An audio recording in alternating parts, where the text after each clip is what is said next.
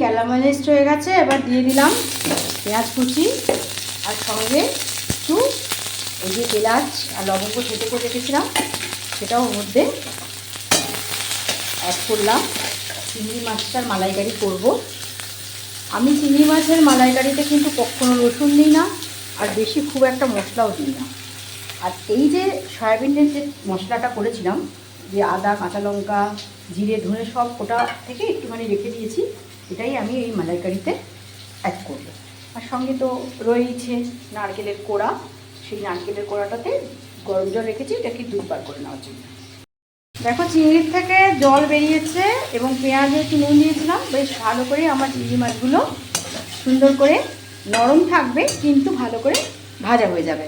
এবারে আমি এর মধ্যে এই যে একটা সমস্ত যে মশলা, যেটা একটু হলুদের গুঁড়ো, কাশ্মীরি লঙ্কার গুঁড়ো, জিরে, ধনে, সব কিছু আছে, সেটা দিয়ে ভালো করে একটু আরেকটু কষবো।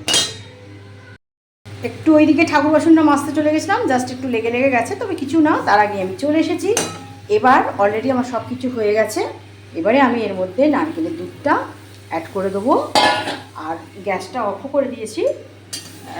নারকেলের দুধ দিয়ে খুব একটা ফোটাবার দরকার নেই। এখন এইটাকে আমি আস্তে করে রেখে দিয়ে চলে যাব অন্য কাজ করতে, অত ঠাকুর বাসনগুলো মেজে নেবো। তারপরে এসে আর একটু ফ্লেম দিয়ে দেবো, ততক্ষণে কিন্তু এই গরমে গরমে মাছটা কিন্তু সুন্দর করে হয়ে যাবে। আর নারকেলের দুধ দেওয়ার পর কিন্তু বেশি করে ফোটালে টেস্টটা আলাদা হয়ে যায়।